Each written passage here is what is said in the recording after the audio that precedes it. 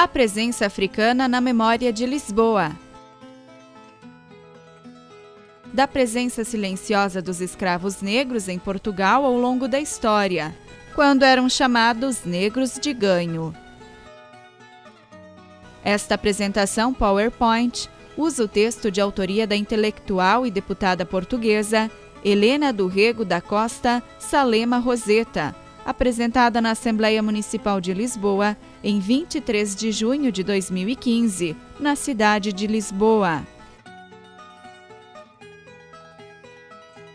Lisboa foi sempre terra de chegadas e partidas, de muitas e desvairadas gentes, como escreveu Fernão Lopes. A presença de diferentes etnias e culturas em Lisboa é uma presença fundadora. A cidade fez-se nas lutas entre os povos do Norte e os do Sul, entre as três religiões do livro, muçulmanos, judeus e cristãos, entre residentes e nômades, como os ciganos, de que há notícia desde o século XV. O comércio de escravos começa em Portugal no tempo do infante Dom Henrique, em 1444, mas é nos séculos seguintes que vai florescer, vindo a ter o seu auge no século XVIII com o comércio dos escravos africanos para o Brasil. As rotas marítimas do tráfico de escravos em navios negreiros imundos estendem-se às Américas e às Índias, principalmente para alimentar o trabalho nas plantações de cana-de-açúcar e de café e na exploração de minas. As estatísticas conhecidas apontam para um total de 11 milhões de escravos transportados, de que Portugal registraria o maior número, mais de 4,5 milhões, seguido da Inglaterra, 2,6 milhões, e da Espanha, 1,6 milhões. Em 1761, um alvará real de Dom José I determina que os escravos que forem trazidos da América, África e Ásia sejam considerados livres logo que cheguem aos portos deste reino. Terá sido o primeiro diploma a acabar com a escravatura na Europa, mas ouçamos os reais motivos. Sendo informado de um tão extraordinário número de escravos pretos, que fazendo nos meus domínios ultramarinos uma tão sensível falta para a cultura das terras e das minas, só vem a este continente ocupar os lugares dos moços de servir, que ficando sem cômodo se entregam à ociosidade e se precipitam nos vícios. Foi no século XIX, em 1836, por influência das luzes e da Revolução Francesa, que Sá da Bandeira decretou o fim do tráfico de escravos no reino. Em 1869, proclamou-se finalmente a abolição da escravatura em todo o Império Português. Da presença silenciosa dos escravos negros em Portugal ao longo de mais de 400 anos, pouco se fala, mas ela deixou marcas profundas na cultura popular lisboeta. É essa viagem que vos convido a fazer, lembrando vivências, sofrimentos, tradições religiosas e figuras carismáticas que deviam ser resgatadas para a história de Lisboa. No século XVI, os estrangeiros descrevem Lisboa como uma cidade onde são mais os cativos que os naturais. No século seguinte, mais de 10% da população de Lisboa era composta por negros, incluindo escravos e homens livres. Os homens negros podiam ter vários estatutos sociais, de músicos a marinheiros e até mesmo cavaleiros. Escravos e escravas negras faziam parte do cotidiano da cidade. Em 1535, Clenardo escreve sobre Lisboa. O serviço era todo feito por negros e mouros.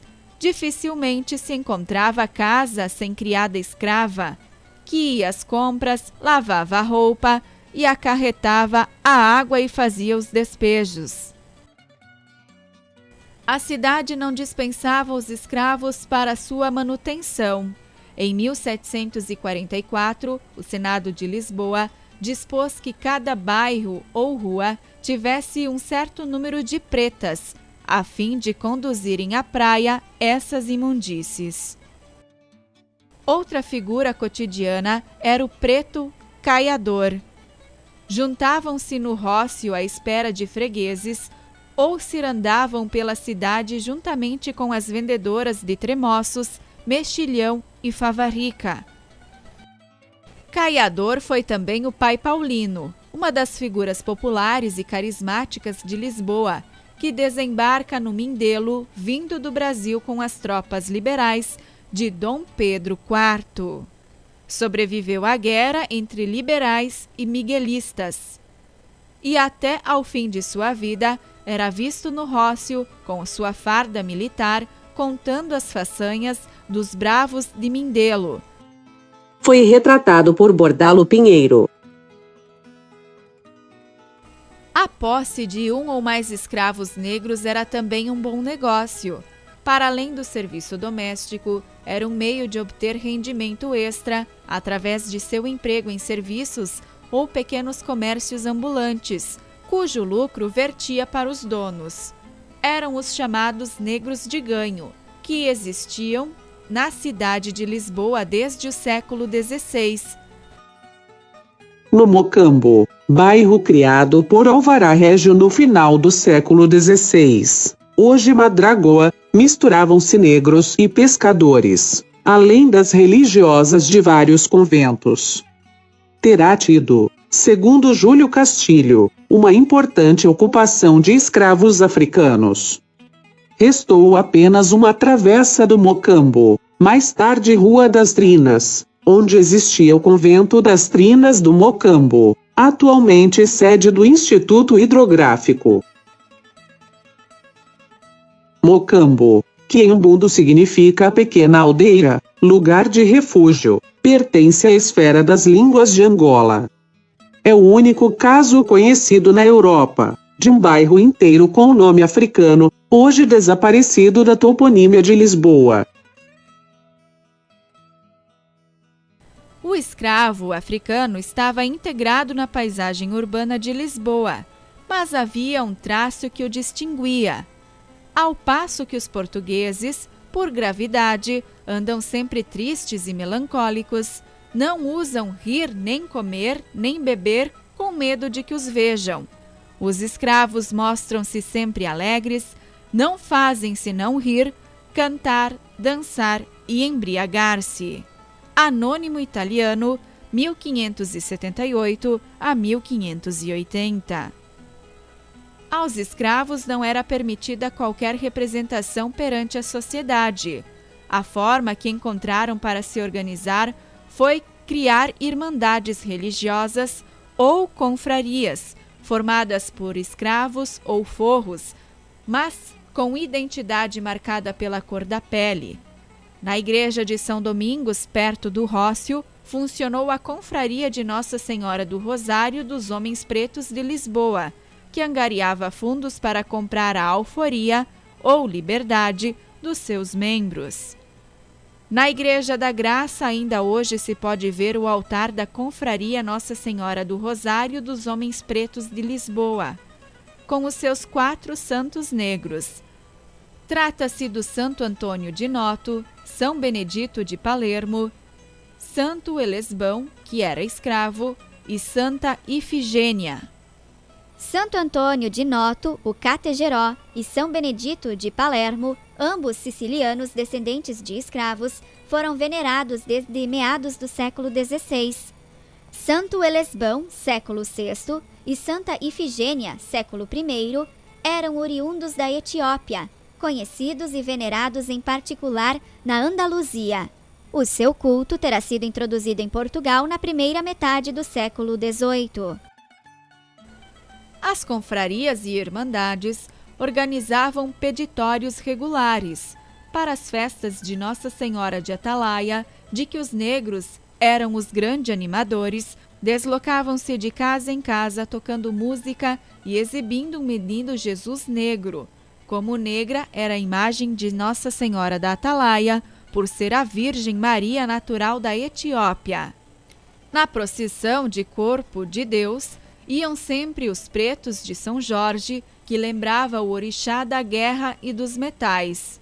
Sobre essa procissão, escreveu Fialho de Almeida no século XIX.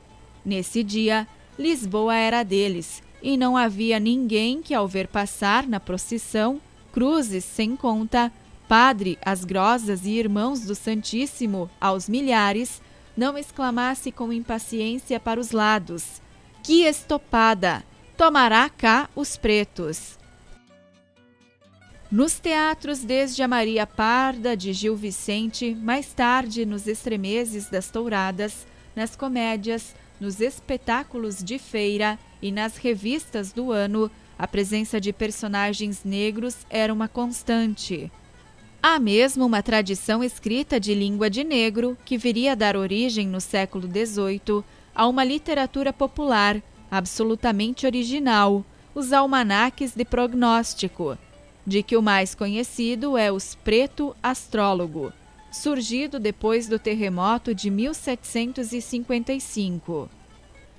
Ramos Tinhorão, o musicólogo brasileiro, defende que o fado de Lisboa, hoje patrimônio mundial imaterial, teve origem numa dança que fundia a fofa e o lundu, batizada no Rio de Janeiro como fado.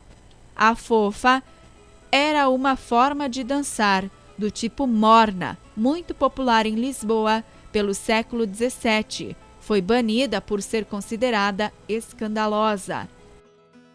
O lundu é uma dança brasileira, criada a partir dos batuques dos escravos trazidos da África, de onde trouxe a base rítmica e o seu aspecto lascivo, evidenciado pela umbigada.